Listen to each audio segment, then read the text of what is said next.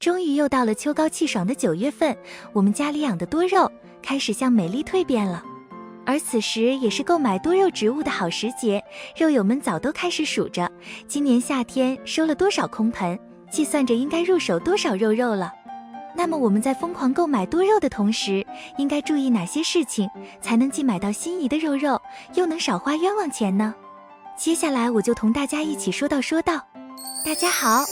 这里是花花世界的频道，本期我们说说9月份买多肉有7个不要。不要只因为便宜而买了自己不喜欢的品种。对于卖家来说，9月是多肉植物的销售旺季，大家都恨不得使出浑身解数来让自己多出点货，什么多肉套餐、论斤称等招数层出不穷，买的时候也的确便宜，有的肉有几块钱就能买一大堆。但是到手之后发现，大都是最常见的普货品种，自己并不见得有多喜欢，而且有的品种家里已经有了，然而又不能扔了，只好将就养着。养着这些肉，花费精力不说，还要买盆买土占空间，关键心里还并不待见它们。所以说，买多肉之前一定要坚定信念，只买自己真正喜欢的品种，而不要因为看到便宜就冲动消费。不要只因为喜欢而买了不适合自己的品种，当然只是自己喜欢还不够，还要这种多肉适合自己。小红衣漂亮吧？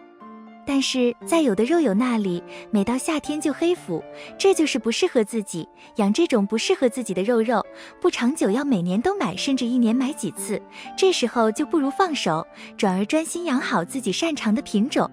至于哪些品种适合，哪些品种不适合，其实过一个夏天就基本都摸索的差不多了。那些没活过夏天的肉都需要慎重考虑一下是否再入手。如果一种多肉连着2年都没能活过夏天的话，那就坚决不要再入手了。不要只因为收集品种而做了品种控，很多肉友都属于品种控，总是绞尽脑汁的想收集到更多的多肉品种，从而做个多肉收藏家，结果钱花的越来越多，盆和土买的越来越多，家里的空间却越来越少，到后来精力也越来越不够用，肉开始死伤，直到最后挥泪处理盆和肉，从此出坑，无欲无求。其实多肉植物的品种没有上万也有几千了，而我们的精力财力都是有限的，想要收集全所有的品种是不可能的，所以不如放下执念，精心养护自己喜欢又适合自己的品种，既轻松又快乐。千万别把养多肉变成一种负担。不要觉得普货不好而只想着买贵货，多肉圈有普货和贵货之分，意思其实比较直白，普货就是非常普通的多肉品种，贵货就是很贵的品种。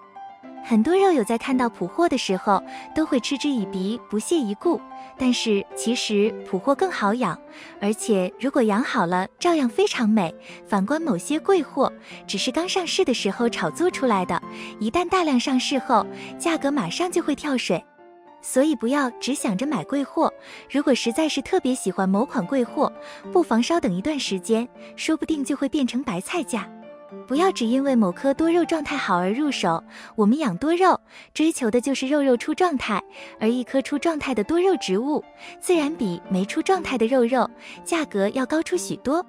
但是多肉出状态之后并不是就不变了，而是会随着养护环境和养工的变化而改变的。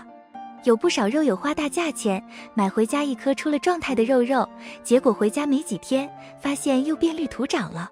所以我们在入手多肉的时候，出没出状态并不是标准，更重要的是看它的健康程度。一颗健康的多肉买回来，上盆之后浮盆成功的几率才会更大，而只有浮盆成功之后，在我们的精心养护下，自己养出的状态才是更长久的。不要只贪图锦化或缀化而入手，有些多肉名字叫某某锦或某某缀，这样的多肉都是锦化或缀化等变异状态，颜色或株型看起来格外漂亮。当然，这种变异是比较稀少的，价格自然也就高了。不过这类多肉的养护难度相较普通品种也要稍高，而更有一些要紧等人工炮制的多肉就直接不能要了。所以对于新手肉友，就尽量不要入手这种变异多肉了。当你养工足够，而又是在喜欢的时候可以入手，但是入手之前一定要擦亮眼睛，避免备药。不要只听前面说的而啥也不敢买。最后想给大家说的是，其实买多肉更需要遵从自己的本心，不要只遵照前面6条，而啥也不敢买。肉友们真正的情况其实是，只要钱足够，高兴就买，按照自己的经济能力和实际空间大小来把握即可，这也不敢买，那也不敢买，岂不是很无趣？